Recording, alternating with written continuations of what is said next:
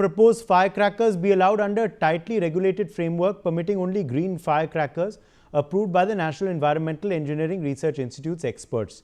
They have raised alarm though over such a move, citing the 2-year period between 2018 and 2020 when a similar policy for green firecrackers yielded no reduction in air pollution levels, and argue that on the ground it was virtually impossible to distinguish between such products and conventional firecrackers. Obviously that logic did not cut ice, Ashwini Dubey, the opponents of the green firecrackers, and obviously this regulated model did win favor by the Supreme Court that the union government proposed.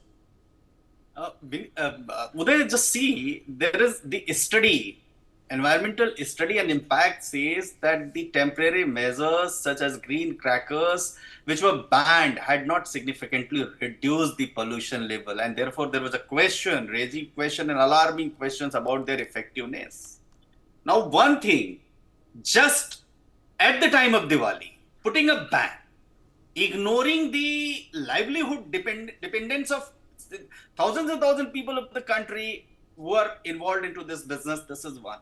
And number two, when there is no complete effective study suggesting that the Delhi pollution, NCR pollution or other pollution are just only because of the firecrackers, then putting a ban was of course the violative of the fundamental rights of the citizens who celebrate their festival.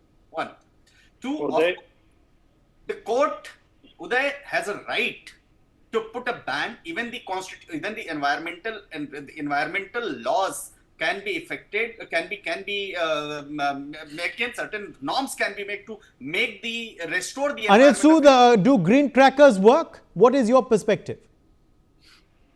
Unfortunately, Uday, I disagree that a cracker can be green.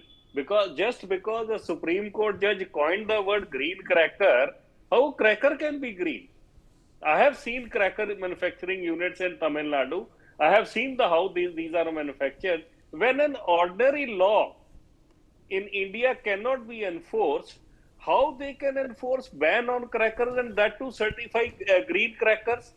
So this is something which is totally unacceptable. That someone sitting in higher echelon of the society coins a word and the entire nation starts working towards that.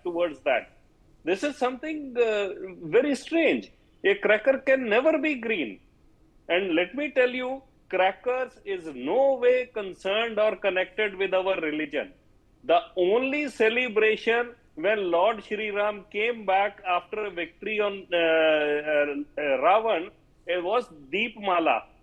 Crackers were introduced by Mongols through China in India somewhere in 14th century. It has no religious backing, no religious sanctity. It is more of merrymaking, that's all.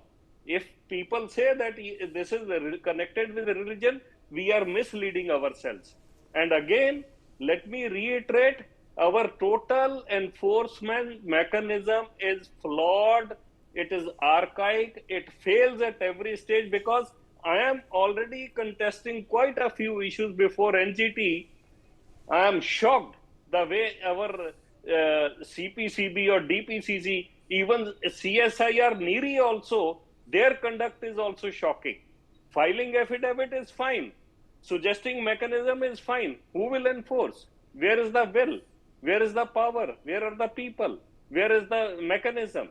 So this all, leads to chaos. Last year, as I said, the ban was, every year ban is flouted. So that is why perhaps Supreme Court thought that, okay, let this be, ban be lifted for restricted hours. Even yesterday also, till late night crackers were being busted. How? So our system, we need to, yes, when we think of something, it has to have scientific knowledge, okay, scientific backing. Okay.